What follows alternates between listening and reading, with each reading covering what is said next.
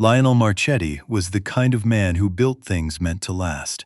Not just houses, though he had built 3 of those, one for his parents, one for his sister, one for himself, but the kind of quiet, durable structures that hold a life together. Routines, promises, the particular comfort of knowing, every single morning, what you were coming home to.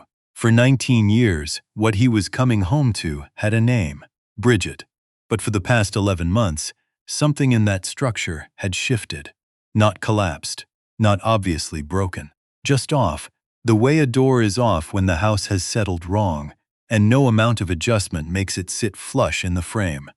Lionel was a home inspector by trade. He spent his days walking through other people's houses, reading the language of walls and floors and foundations, finding the things that were quietly wrong before they became expensive. He was good at it.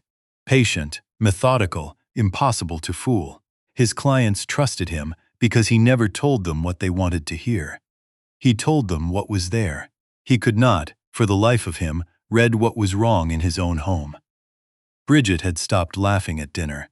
Not abruptly, it was gradual, the way a season changes, so slow you only notice in retrospect. The easy back and forth of 2 people who have known each other long enough to finish a thought. The warmth that used to fill the kitchen on a Sunday morning, all of it had receded like a tide going out. She still cooked, still kept the house, still kissed him on the cheek when he left for a job. But the kiss had become mechanical in a way he couldn't explain to anyone without sounding like he was complaining about nothing. He told himself it was the winter. Bridget had always found January hard. Then February came, and it didn't change. Their daughter, Rosalie, 14, sharp as a new pencil and twice as observant, had started watching both of them across the dinner table with the careful, measuring eyes of someone trying to diagnose a problem she hadn't been given the tools to name. She hadn't asked outright, but one evening in March, while Lionel was washing dishes and she was pretending to do homework at the kitchen table, she said without looking up, "Is everything okay with you and Mum?" He had kept his hands in the sink. "Everything's fine, sweetheart." She didn't answer. That not answering said enough. He had been through the obvious explanations and ruled them out one by one, the way he walked a property. Work stress, a conflict with her family, something going wrong between Bridget and her closest friend, a woman named Francesca, who taught primary school and called twice a week without fail. Except Lionel had noticed, around the same time the distance started, that those calls had gotten longer, more frequent. And Bridget always took them in the back room, always with the door shut. He pulled the phone records one Thursday night. Not proudly. He sat at the kitchen table after Rosalie had gone to bed, laptop open, and looked at them like a man reviewing blueprints he already suspected were hiding something. Francesca's number was everywhere. But there were others, numbers he didn't recognize, appearing with a regularity that didn't look casual. Medical offices, he told himself. Insurance. Something administrative that she hadn't mentioned because it wasn't worth mentioning. He told himself that for a long time. By October, the explanations had run out. What remained was a cold, exhausted certainty that something had changed in his marriage, and his wife either couldn't or wouldn't tell him what it was. He had tried to ask, gently, twice. Both times Bridget had said she was tired. Both times he had let it go, because he didn't know what else to do with a door that wouldn't open. He made an appointment with a lawyer in November. A man named Gilles, a friend of a friend, who handled family law out of a small office on Elgin Street in Ottawa. Lionel sat across from Gilles and described the situation in the same flat, precise language he used for inspection reports. Distance, withdrawal, communication that had reduced to logistics. He did not use the word love, because love wasn't in question. Something else was. Gilles had listened, then asked him if he was certain. Lionel had said he wasn't certain of anything, but he was tired of waiting in the dark. He left with a folder of information. He hadn't filed anything. He wasn't ready to. But he had the folder in his truck, and there was a particular weight to having it there. An option, already paid for and partially opened. He had told his older brother, a man named Gerald, who lived in Gatineau and had been married for 24 years, what he was considering. Gerald had gone quiet on the phone. Then he'd said, "You've been inspecting this thing from the outside. Have you tried just knocking?" Lionel hadn't had an answer for that. It was a Friday evening in late November when he came home earlier than expected. The inspection job in Canada had finished 2 hours ahead of schedule. The house was in better condition than the listing suggested, which almost never happened, and he'd wrapped up by 3 and driven home through the early dark with the radio on. He came in through the side door, off the mudroom. Bridget's car was in the drive. He could smell something cooking. A stew of some kind, the deep, slow smell of something that had been on the heat for hours. He set his bag down quietly, out of habit, moved through the kitchen without announcing himself, heading toward the stairs. That was when he heard her voice from the back sitting room, low, unsteady. The door was pulled almost shut, a thin strip of light at the edge. He wasn't trying to listen. He stopped because something in the sound of her stopped him. Bridget's voice was controlled in every situation. He had seen her manage a backed-up basement flood with the calm of someone ordering coffee. He had seen her handle Rosalie's broken arm at 11 years old. The drive to the hospital, the waiting room, the paperwork. All of it absorbed without visible distress. It was one of the things that had drawn him to her in the beginning. The steadiness of her. What was coming through that door was not steady. Before we go any further, if this is your first time here, please take a moment to subscribe. Stories like this one cost something to tell. We're glad you're here for it. Now, back to that hallway in Ottawa. "Francesca, I can't keep this up much longer." Her voice cracked on the last word. "He's going to find out, and I don't know what he's going to do when he does." Lionel stood completely still. "It's not just the money. It's everything I've been carrying alone. I thought I was protecting him. I thought if I could just get through the treatments without him knowing, without him having to put his life on hold, then afterward I could explain and he would understand." A long pause, her breathing audible even through the door. "The second scan came back last week. The oncologist says it's responding. But, Franny, I'm so tired. I'm so tired of pretending I'm fine when I get home." The folder in Lionel's truck. The distance in her eyes over 11 months of dinners. The calls behind closed doors. The numbers he'd told himself were administrative. Everything rearranged itself in a single, terrible moment of understanding. The way a structure reveals itself when you finally look at it from the right angle. Not an affair. Not indifference. Not the slow erosion of 2 people growing in different directions. His wife had been fighting cancer in secret for nearly a year, and she had hidden it from him because she was afraid of what the knowing would do to him. He took a step back, then another. He reached the kitchen and stood at the counter with both hands flat on the surface, looking at nothing. Stay right where you are, because what Lionel learns in the hours that follow will reframe everything you thought you understood about this marriage. To understand how a man ends up holding separation papers while his wife goes through chemotherapy alone, you have to go back to where the silence first made sense to her.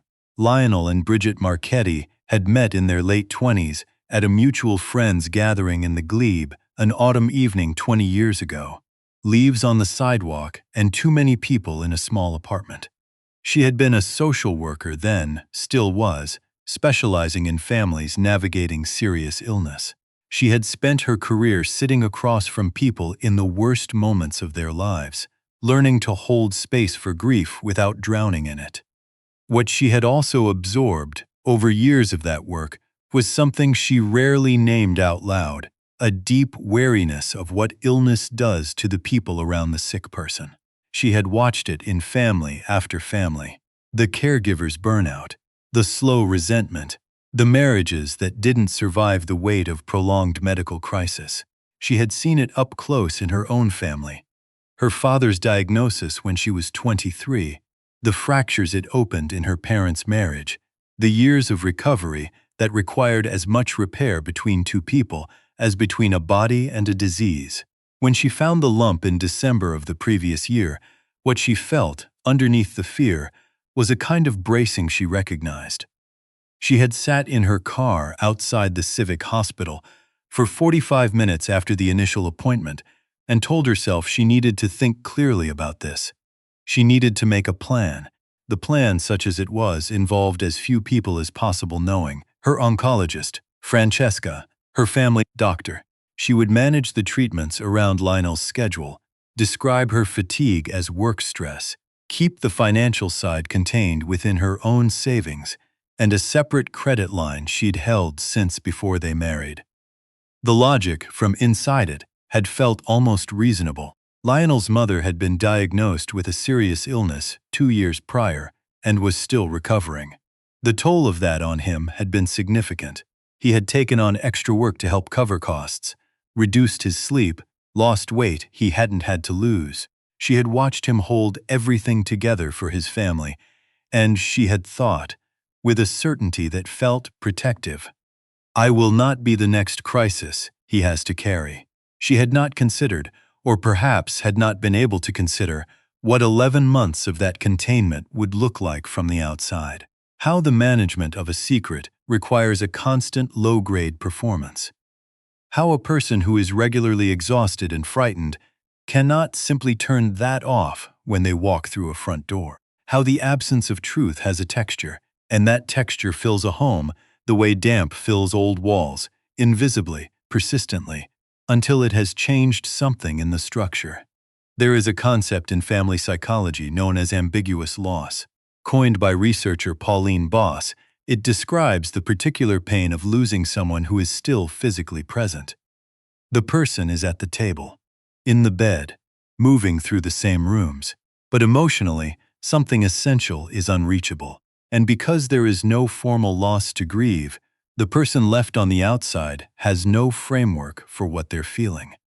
They only know that something is wrong, that the person they love is somewhere they cannot follow.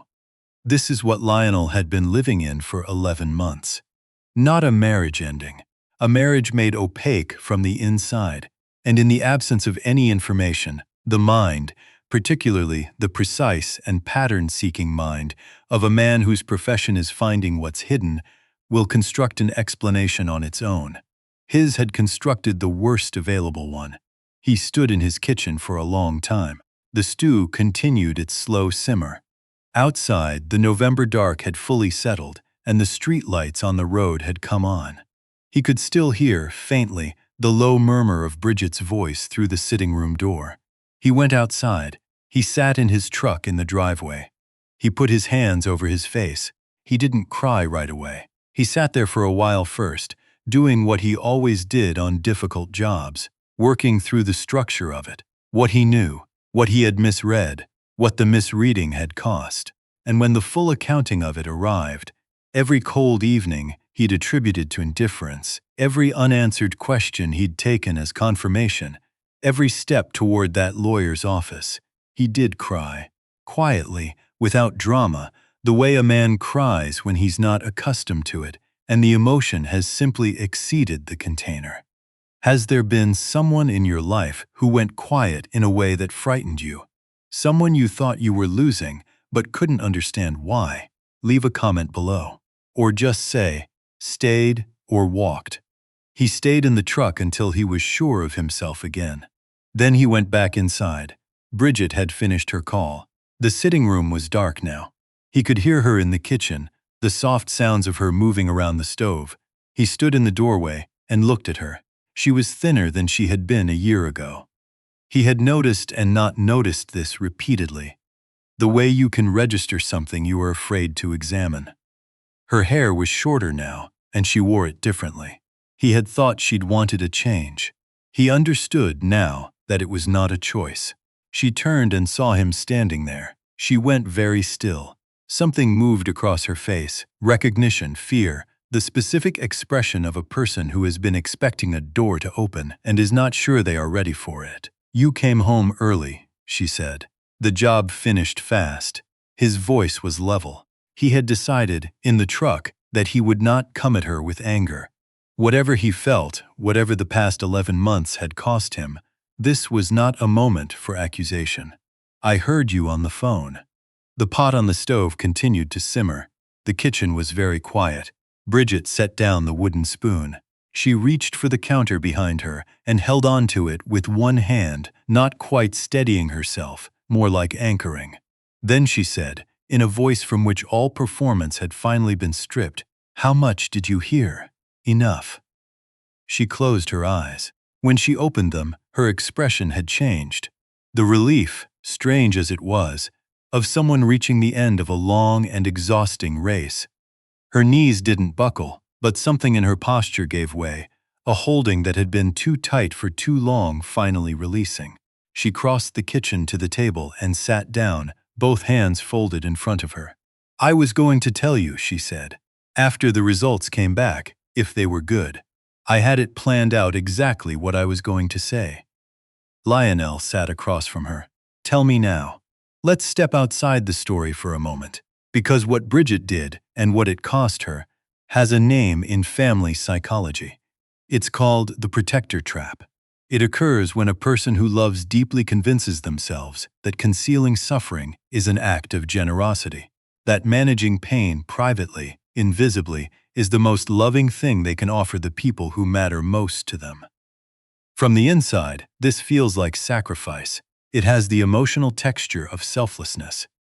What the research consistently shows, however, is that hidden pain does not stay hidden. It changes the atmosphere of a household.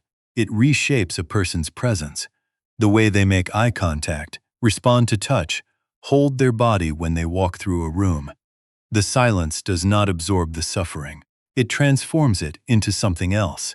Distance, withdrawal, the formless anxiety of a partner who senses that something is deeply wrong but has no way to name it. Bridget had hidden her illness out of love for Lionel, and in doing so, she had created the exact conditions that nearly ended the marriage she was trying to protect. She told him everything over the next hour, not quickly, not easily.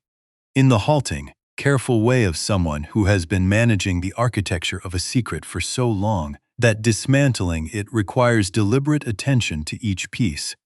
She had found the lump the previous December, shortly after Christmas. The biopsy in January had confirmed it. Stage 2 breast cancer caught, the oncologist had said, at a manageable point, treatable, serious but not without good options. She had started chemotherapy in February. The fatigue from the first round had been significant, which was when she'd begun working from home more, citing the pandemic aftershocks that still gave everyone plausible cover for reduced in-person presence. She had missed a family dinner at Gerald's house in March, claiming a migraine. She had attended Rosalie's school concert in April, wearing a hat she pretended was a fashion choice. She had held a work presentation over video in May because she hadn't trusted herself to drive. Through all of it, she had come home to the same house, the same routines, and performed an approximation of herself that was close enough to pass.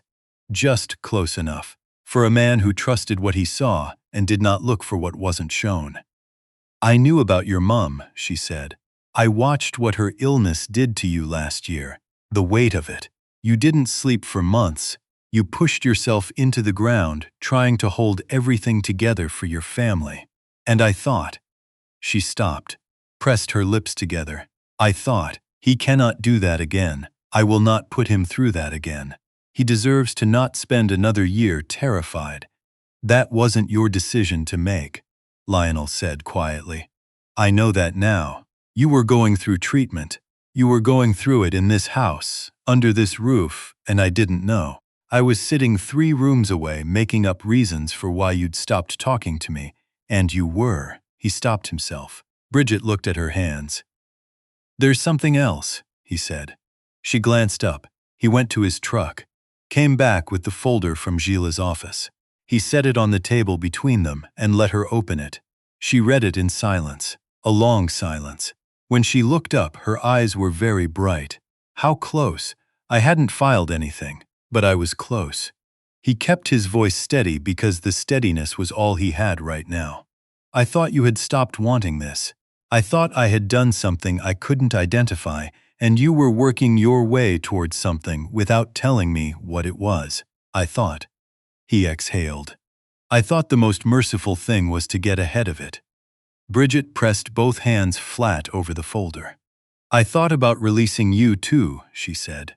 Some nights I'd lie there and think, he doesn't know.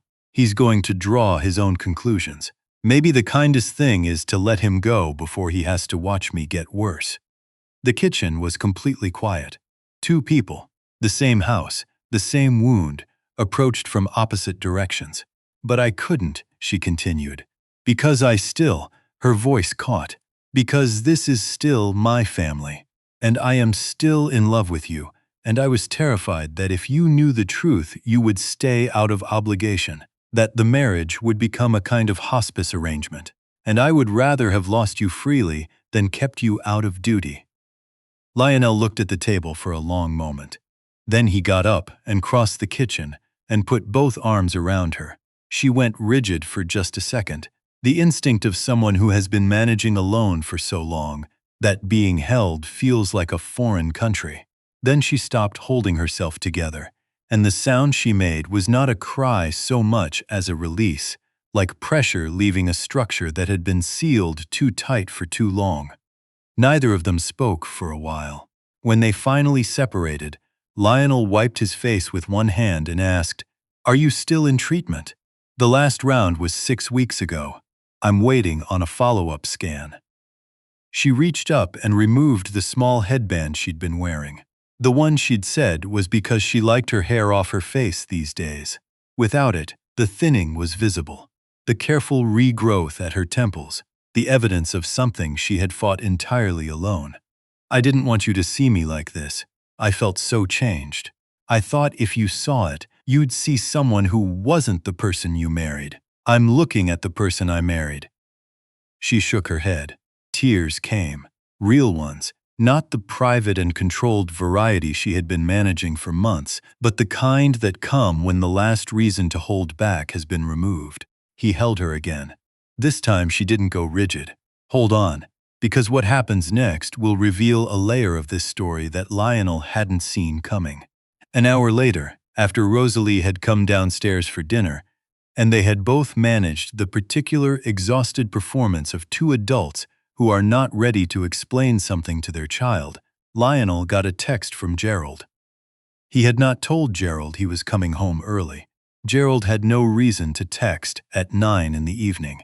He stepped out onto the back deck, into the cold, and called his brother. Gerald answered on the second ring. Lionel could hear the TV in the background, the sound of his brother's house in the evening. "Did you know?" Lionel asked. A pause. The TV went quiet. "Bridget called me in March," Gerald said. "She said she needed someone to know. In case something happened and she needed someone to get Rosalie from school or deal with logistics. She wasn't asking me to keep it from you forever. She just needed. You knew for 8 months. Lionel, you sat at my table in September and listened to me tell you I was thinking about leaving my marriage, and you didn't say anything." Another pause. "She asked me not to. And I thought I was respecting her choice. I told her she needed to tell you, more than once. But she was so certain she had a handle on it, and I didn't want to." He exhaled. "I made the wrong call. I know that now." Lionel stood on the deck in the November cold for a long time after he hung up. This is a moment that family psychology has a term for, the family secret system. When a household is facing serious crisis, particularly involving illness, members of the extended family will often, without formal agreement, organize themselves around the person they most want to protect. One person decides to absorb the information and hold it. Another is brought in to help with the logistics. And gradually, without a single explicit conversation in which everyone consents, a circle forms, some people inside it, fully informed, and one person outside it, feeling only the shape of something they cannot see. The person outside the circle does not know what is wrong. They only know that something is, and that formless, sourceless anxiety is often more psychologically damaging than the truth would have been. Lionel, had spent 11 months outside that circle in his own life. His wife, his brother, his wife's closest friend, all of them had known something that was, fundamentally, about him, about his family, about the life he was living inside his own house, and not one of them had found a way to tell him. He went back inside. He sat at the kitchen table until Rosalie had gone to bed. Then he told Bridget about the call with Gerald. She listened. She did not make excuses. When he finished, she said, "I know it doesn't fix it. But I need you to know that every person I told because I didn't have a choice. Francesca, because she drove me to the second treatment when I was too sick to drive myself. Your brother, because I needed someone who could get to Rosalie in an emergency. I wasn't building a conspiracy. I was just trying to stay upright. And Rosalie?" A silence. "She doesn't know," Bridget said. "She knows something is wrong. She's 14, she's not, she can feel it, but she doesn't know."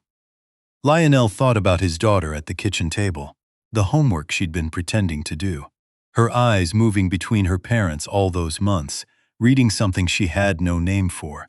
"She's been carrying it anyway," he said. "Yes," Bridget admitted quietly. "I think she has." He found Rosalie still awake, light on under her door. She was sitting up with a book she wasn't reading because she had her mother's ear for the emotional temperature of a house, and she had known tonight was different. He sat on the edge of her bed, said her name. She looked at him with a steadiness that was, he realized, entirely her mother's. He told her the broad shape of it, not every detail, but enough. That her mother had been unwell and had been managing something difficult on her own. That it was being treated. That he hadn't known, and now he did. That things were going to change. Rosalie was quiet for a long time. Then, "Is she going to be okay? We're going to find that out together," he said. "All three of us." She leaned into him. Neither of them spoke. He held his daughter in the lamplight of her room and thought about the weight that had been sitting on her for months. Not the knowledge, because she hadn't had that, but the sensation of it. The way children absorb what adults don't say. The way a household under strain teaches a child to be careful without telling them why. She had been careful for 11 months. She deserved to put that down. Back in the kitchen, Bridget was sitting where he'd left her, both hands around a mug of tea she hadn't drunk. She looked up when he came in. The question was in her eyes before she asked it. "She's okay," he said. "She's going to have questions. I'll answer them." He sat down. The folder from Gilles' office was still on the table. He picked it up, looked at it for a moment, then folded it in half and set it beside the recycling bin. He would deal with it properly in the morning. But it was done. "The scan," he said. "When?" "Next Thursday." "I'm coming." She started to say something. He saw the old reflex begin, the "I can manage," the "you don't have to," and stop itself. She closed her mouth, opened it again. "Okay," she said, in a voice that meant considerably more than the word. Here is something that family psychology rarely gets clean documentation of. The precise moment when a family begins to turn from crisis toward restoration. It is rarely dramatic. It is usually quiet. It is two people at a kitchen table at 11 o'clock at night, tired beyond what language can accurately describe, choosing to stay in the room with each other, instead of retreating to the separate shelter of their own management strategies. That is what Lionel and Bridget did. They stayed at that table until past midnight, not reconstructing everything, not resolving every piece, but beginning the long, specific, unglamorous work of letting the other person back in. She told him what the treatments had been like. The particular exhaustion of chemotherapy. Not tiredness, she said, but a heaviness that lived in the bones and had nothing to do with sleep. The strange clinical calm of the oncologist's office. The drive home from appointments when she had to sit in the parking lot of the Canadian Tire on Baseline Road for 20 minutes before she trusted herself to merge onto the highway. He told her what the last 11 months had looked like from his side. He did not spare her. He described the phone records, the appointment with Gilles, the specific, humiliating quality of being a man whose profession is finding hidden things, who had spent a year unable to correctly name the hidden thing in his own marriage. He told her about Gerald, about the conversation where he'd come close to saying out loud that he was done. He watched her face as he spoke, and he let her feel the weight of it.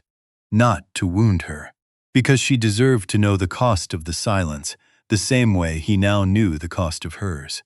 When he finished, she said, "There were nights I almost called Gilles myself, to ask what the process looked like from the other side." She looked at her hands.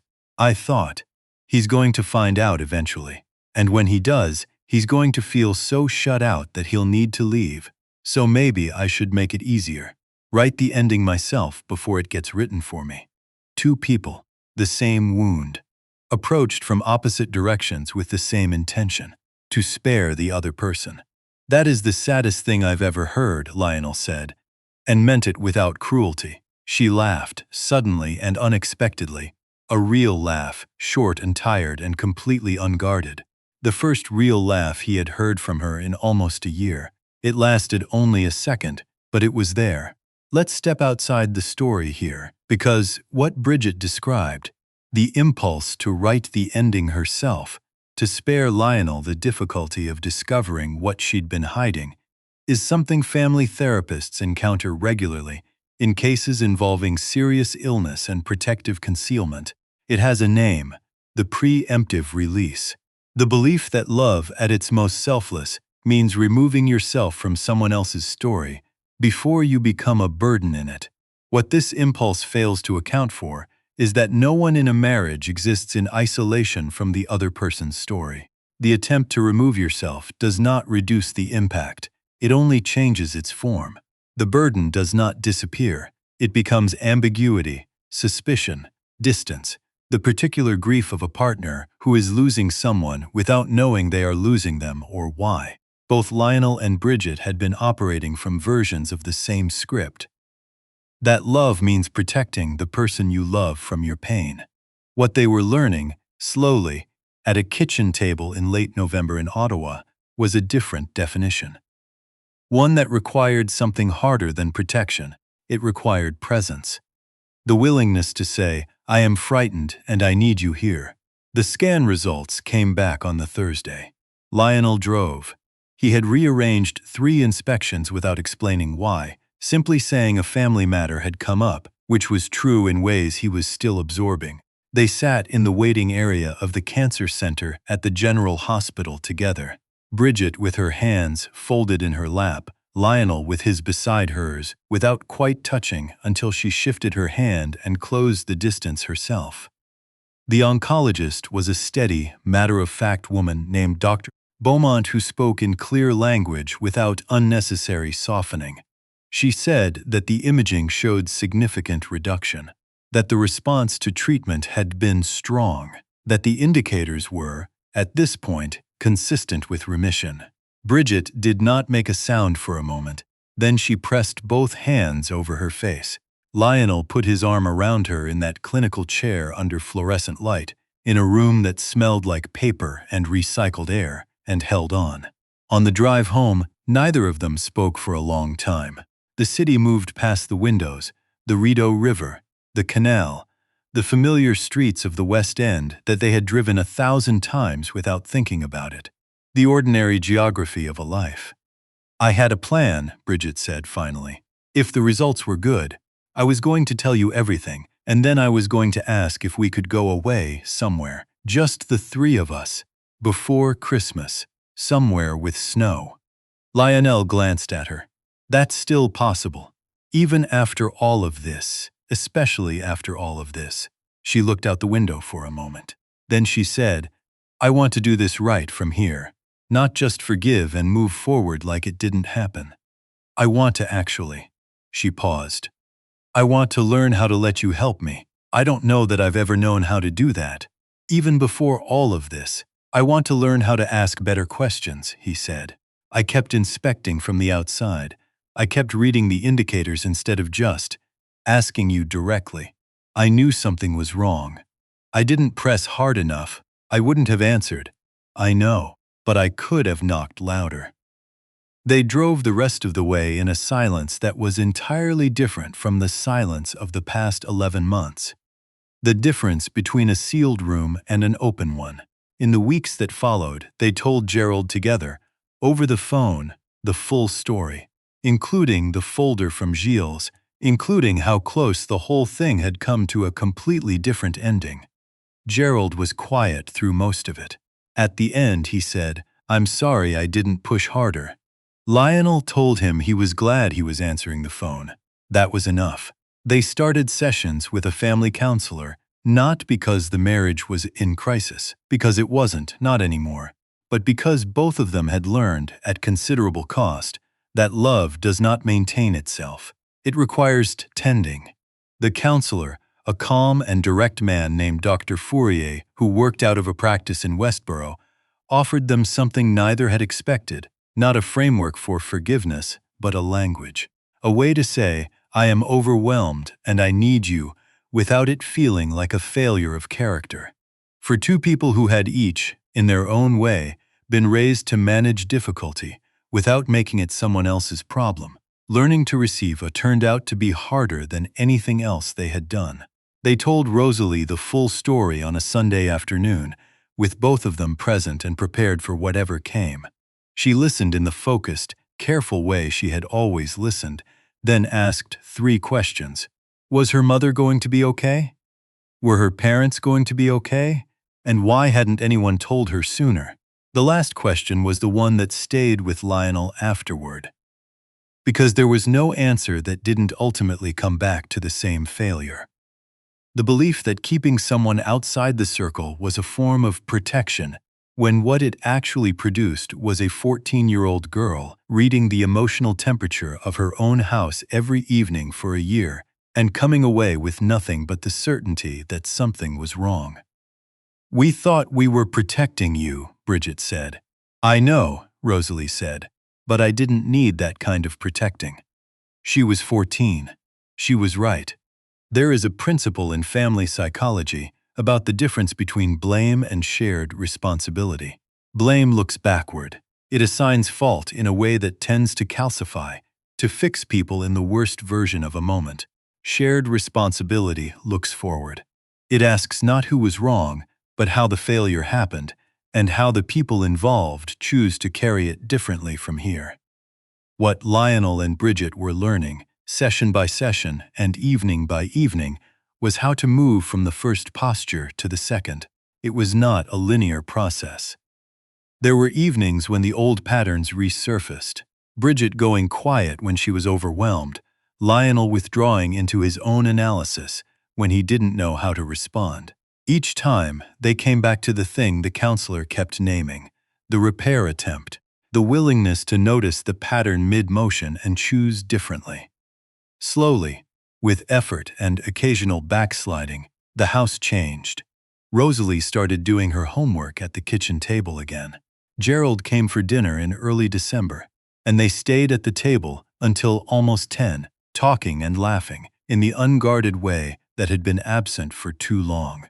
Francesca came on Boxing Day and cried twice and apologized sincerely and was forgiven genuinely, because she had also been placed in an impossible position by someone she loved.